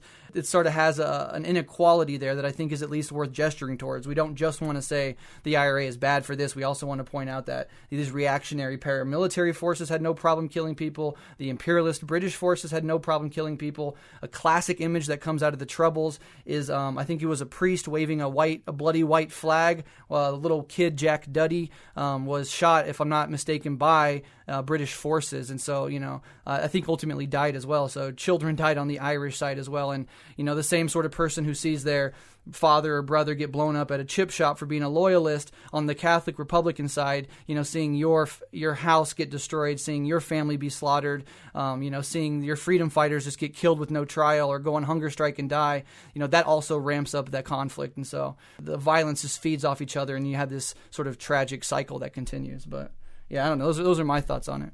Yeah, just to sort of conclude that, I mean, it's telling you say that, actually, that it's telling, and it's very important to drive home that this was British strategy for the IRA to start doing this kind of thing. So you talk about them not really giving a fuck about innocent lives. That is important in the context of this as well, because this was this was a colonial strategy that if we can get them fighting themselves, then we can just sort of sit back and, pretend to be the good guys. It's the peaceful arbiter I talked about in terms of, that's the case in Palestine and everywhere else that the British have occupied in the past and continue to sometimes to this day, referencing our own country.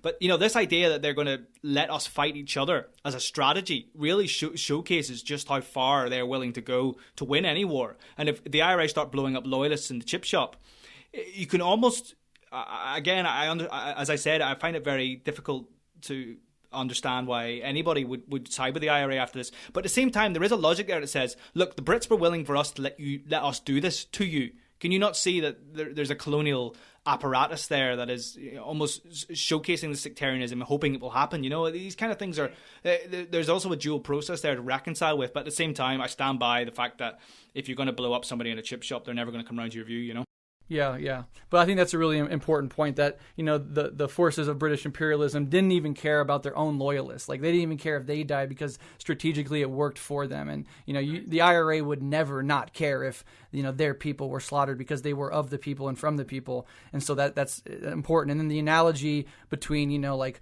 Hamas and the Israeli government, it basically makes itself, right? This is a similar situation in which, the ultimate cause of the violence is really caused by colonialism, and then you have groups of oppressed people fighting back, sometimes, slaughtering innocent people in the turmoil, and then the Western media says, oh, look at Hamas and the Palestinians, they're so violent, of course Israel has to go and fucking bomb the shit out of their, their cities or whatever.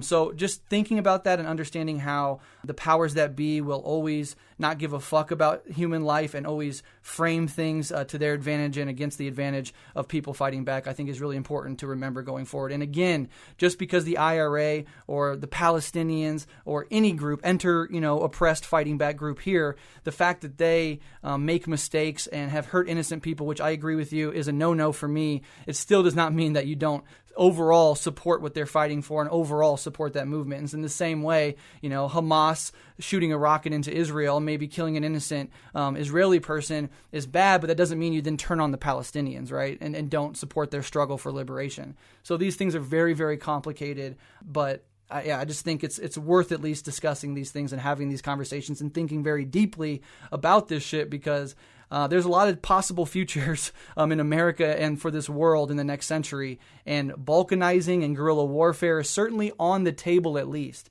And so we should all think very heavily about what that would entail, what the implications of that is, and then ultimately, if we're fighting in any struggle, what our responsibility is. And I think those are very important to keep in mind going forward. For sure. All right, so we're getting close to the end here. Can you talk about the Good Friday Agreement and let us know what the status of the IRA and Sinn Féin are today? So basically catch us up to the modern period going through that monumental agreement in 98, please.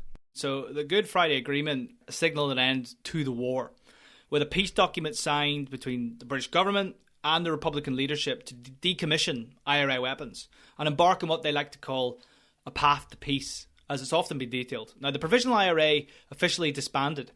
An attempt towards shared government between unionist and nationalist interests established in Stormont, that political institution in Belfast I was talking about, was established actually until quite recently. That's a whole different contradiction in itself. But Gerry Adams at this time himself produced a statement at the time detailing, the reality is that the Good Friday Agreement is not a peace settlement and doesn't claim to be. However, for us, it is a basis for advancement. It is transitional a transition towards a democratic peace settlement, and for us, we would hope, a transitional stage towards reunification. Now, most of the IRA campaign, the provisional IRA campaign, accepted the logic. The official IRA had almost dwindled to nothing at this stage, with the war producing stalemate after stalemate, and public opinion, and this is important, beginning to sway towards decommissioning weapons, which is important in terms of the Marxist standpoint of what we talk about. But not everyone actually did accept this peace. The shadow of 1921 somewhat emerged in terms of continuing the war, much less overtly and much less correctly, may I add, which signalled many unhappy with an end to the war, and a number of dissident groups maintaining war as the correct practice and claiming to act as the countenance of the Republican vanguard. The real IRA, the continuity IRA is another in particular. But here's the thing about these groups in the modern day, and I will come to modern day Sinn Féin and what all that means in a second, but here's the thing about these sort of continuity groups, the real IRA. I actually, to some degree, share their sentiment. I'll talk about why in a second. But to continue in a war in which public support is dwindling for is not only dangerous, it's actually extremely harmful to the cause and extinguish it forever. I mean, I think it was Trotsky, in terms of the Russian Revolution, who said that the party armed solely with the bullet. I'm not sure if I'm quoting correctly, but the general line is the same. The party armed solely with the bullet rather than a combined affiliation with dialectical materialism will bring no success to the movement. And it's true.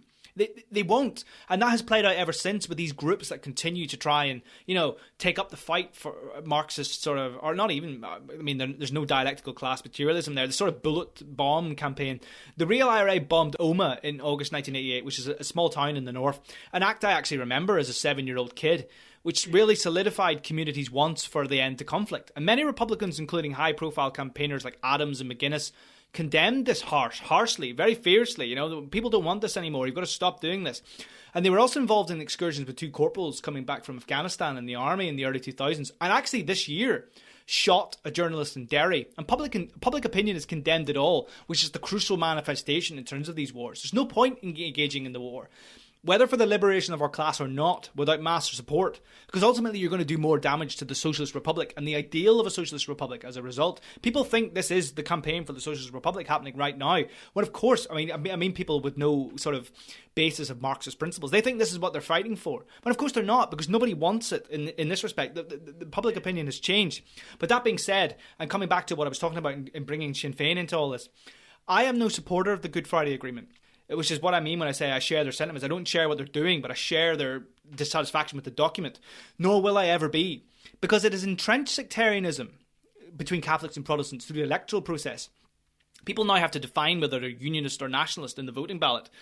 And it has also given the British unilateral say over the terms of any unification process going forward, whether that be a border poll or whatever. Which essentially means amounting to no forwarding at all. I mean, a colonial presence isn't going to advance these interests. If the public are going backwards, but you still give the British the right to maintain these kind of colonial occupations and decide whether there'll be an independence referendum, for example, that's never going to happen.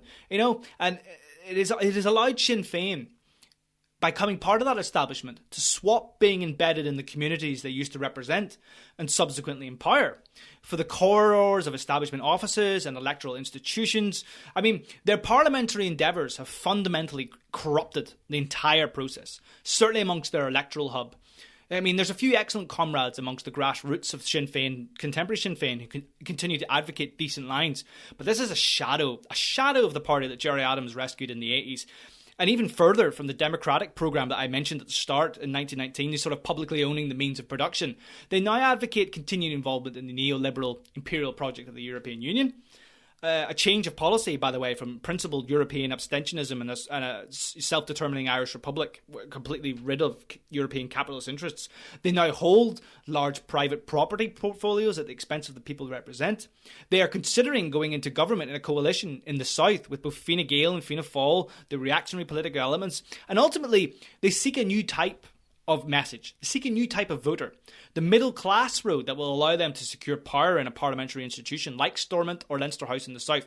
So this has angered many, including myself, and it spits in the face of the Republican movement of the past, their own party of the past, and more particularly in the context of this episode, IRA campaigns in which have many given their lives for a socialist Ireland. So while I don't accept the legitimacy of these dissident groups, absent of strategy and absent of any conclusive dialectical engagement with material events, I do advocate for something more than the Good Friday Agreement, and that alternative now exists. I might close off by mentioning a couple of those groups around Ireland, but for now, we need to get back to the grassroots issues. We need to get back in touch with the core ideals that brought the IRA into existence in the first place, and all those substantial gains that have come from that in terms of empowering local people and empowering, working people to take ownership of the island, and link our ideals with patient, methodical praxis that can truly end the total dictatorship of the bourgeoisie on this island, erase the two failed states that have enacted all the mistakes of the past, and enact that socialist republic. Let's make one thing clear here. I am for nothing short of the dictatorship of the Irish proletariat and the emancipation of labour throughout this island. And I want a state structure rebuilt to substantially empower those interests within a nation that is rooted in self-determination and social freedom. And I think we will achieve that. I genuinely, because if we don't believe it, nobody will believe it. We need to live and dream and breathe this stuff. But Sinn Féin have sold us out, and they're going down the middle class route that has become rotted by parliamentary institutions that you can take all the way through history. And there are so many. I mean, there are so many. The ANC in South Africa. There were so many of these institutions who were so good when they were empowered with the people, but when you lose that connection with the people, the party becomes rotten at worst and the people become fatigued at best. There needs to be that dual process, and Sinn Féin have completely lost that dual process in contemporary times, and the contemporary dissident groups have also lost any sort of tangible strategy and are just bombing things for the sake of bombing things, and that needs to change as well. We need to get back to the Socialist Republic, all the things I'm talking about in the context of this episode, and the IRA that we want, and the IRA that I am campaigning for in this episode. Yeah, completely well said, in a really principled, materialist, Marxist understanding of the current situation, which for the average American leftist who doesn't know much about all the nuances here, I think is really, really helpful and really clarifies a lot of things. I certainly, thinking about how Sinn Féin has fallen, I think it really does point to the legitimacy of Mao's claim that revisionism and opportunism in an organization, in a party, must be continuously fought, or it will sort of default to opportunism and liberalism and the center, if you will. So I think that's important. And then, the polls in Northern Ireland, the mass support for or against is really important. I think I heard a recent poll that says, I think over 95% of people in Northern Ireland don't necessarily want to leave the Union or something.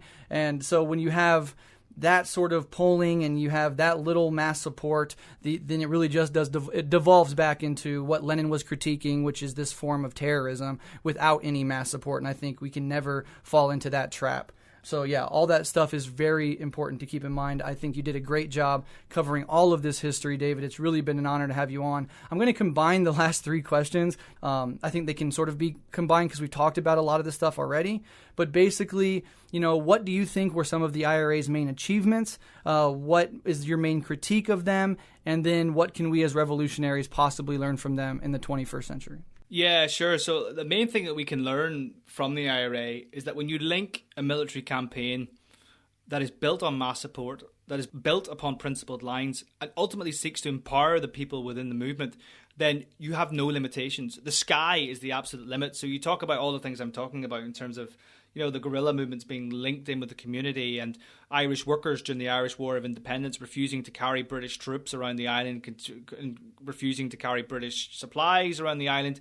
This is what happens when you link strategy with the people you're hoping to represent. When you empower them rather than represent them, when you make them part of the struggle and put them at the forefront of the struggle, then you will genuinely have a campaign that is special and worth living for. The other side of that thing, the failure is not assessing the class contradictions during the War of Independence, which led to the Irish Civil War, and the continual theme throughout the IRA history that they need to reconcile some of their differences. Having said all the things about the class contradictions, we also need to reconcile with the fact that we should be doing a bit more united work. We shouldn't be splitting all the time. We can have endless splits in a movement, but all that serves, even if you think it's the most principled move in the world, all that serves is reactionary interest. And I'm sure colonial powers were jumping for joy, both in the 20s and in the 70s when these splits were happening, and God knows what would have happened if we'd managed to maintain those kind of links, So going forward for revolutionaries, we need to dissect those things, both the class analysis and also the fact that compromise can sometimes be necessary, because national liberation movements are very messy things. You know, you can't have roses all the time. You've got to try and make concessions with a lot of different people to achieve the goal you want, which is ultimately what we want as a 32-county socialist republic. Absolutely, yeah, and I would agree with all of that. Certainly a critique of the IRA over time could be, at times, its lack of specifically a Marxist theoretical coherency, which can give rise to a bunch of problems, whether that's revisionism and opportunism, or that's, terrorism without mass support, etc. So those are things you would like to see corrected going forward, and that we can learn from and not repeat those mistakes necessarily in the past. Because I think you really do see that when this movement is really guided by theoretical coherency and principled Marxism is when it really is the most effective, and it really does have that mass basis support that makes it so effective. So I think that's really important. And then the main achievements, I mean, again, echoing yours, the national liberation struggle is wonderful, and the way that many times in their development, the IRA saw that their national liberation struggle was sort of inseparable from the international struggles for decolonization and proletarian power around the world at that time is a huge plus of the movement. When it did have that mass support and it did have that genuine proletarian leadership is when it was most effective, and that was obviously a wonderful achievement. And then the women's role, it doesn't get talked about too often, but it's really important that women were a part of the IRA the entire time, from Easter Rising all the way up until probably today, certainly through the Troubles. And that really is another component of that mass support. We see everywhere where you have genuine mass support, you have a huge role that women play in the struggle. And that is a sort of metric by which you can see how much support you actually have. And so at the height of their prowess, they had that, and that's wonderful. So yeah, thank you so much, David, for coming on. It's been awesome. You've covered so much history, and you did it so elegantly, so articulately, and I really learned a lot in this. And I did a lot of prep too, so you taught me a lot beyond what I was able to teach myself, and I really appreciate it. So I know you've taught my listeners as well. Before I let you go, comrade, can you let listeners know possibly some recommendations that you would offer for people who want to learn more about the IRA and this history, and then where listeners can find you and your podcast, Radical Reflections, online? Yeah, sure. Well, firstly, thank you very much for having me on. It's been an absolute pleasure to talk about an issue like this, which obviously takes a lot of extensive time and research. So thank you for empowering me the chance to do that. Some books, I guess. Ireland's Civil War, that topic we covered by Kelton Younger, is a really decent arrangement. Sinn Féin, 100 Turbulent Years by Brian Feeney is probably another good book. The Lost Revolution is one. The story of the official IRA and the Workers' Party is a massive book which assesses those splits between the officials and the provisionals, which is massive. Cage 11 by Gerry Adams, him writing that in prison. Bobby Sands, writings from prison. And A State in Denial actually is pretty good by Margaret Irwin, which talks about the British collusion with the loyalist paramilitaries. So those are just some. I mean, if you want to reach out to me, there's plenty more. I'm just sort of giving a brief overview. Where you can find our work, we're on Twitter at Rad Reflections. We're on Patreon, patreon.com/Radical Reflections. We have a Facebook page, and we're on Podbean and Apple Podcasts. So those are the best places to find. If you want to message me, you can do it on all those sites, on Twitter or Patreon or any of those other discussion forums. And I'm happy to chat a lot more about these issues and more issues, and just generally get to know people. It's one of the best things about Radical Reflections, actually, is I've got to know a lot of people, actually, and I'm engaging with people I would never have met before. So yeah, that's good, and hopefully maybe one day I'll come to the States and be able to meet you live. That'd be cool as well, and do a live episode or something. Yeah. But all those things, thank you so much, Brett. It's been great. I've really enjoyed my time, and thank you so much for having me on. Yeah, honestly, and I'll link to all of that in the show notes. It's been a huge pleasure. I would love for you to come in real life and us to collab, but even if you don't, I very much plan on continuing to work with you going forward, because I think we vibe very well, and we have similar analysis, and we do good work together. So thank you so much for coming on. I'll link to all of that in the show notes. People, definitely reach out to David. If any questions, you want some more recommendations, anything, he would definitely be able to help you out there. And yeah, basically just love and solidarity from across the pond, my friend. Yeah, same to you, comrade. It's really good to talk. Actually, yeah, the American proletariat is something I'm becoming quite new to, and I'm learning a lot of the different organizations over there. So that's cool too. So thanks very much for everything, really, to be honest. Yeah, absolutely. And I hope our collab can help strengthen those bonds between, your part of the globe and our part of the globe. So it's awesome. So thank you so much. Let's keep in touch and be well. Solidarity. Yeah, thanks, comrade. Cheers. Irigi, I look to crash a swaggle. Irigi, a year in the ganja. Marnish, ton revlog tana.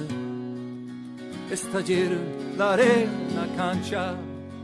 Amach, the war we shruga ilya. Esclavahi eragi Aremanish Nashandrachaji Esjana Mamil Akurna Bua Anishakaja Tagi Elia Tankaga Jirifire Tera Tijarnashanta Akinaring Gole Anishakaja Tagi Elia Tankaga Jirifire Tera Tijarnashanta Akinaring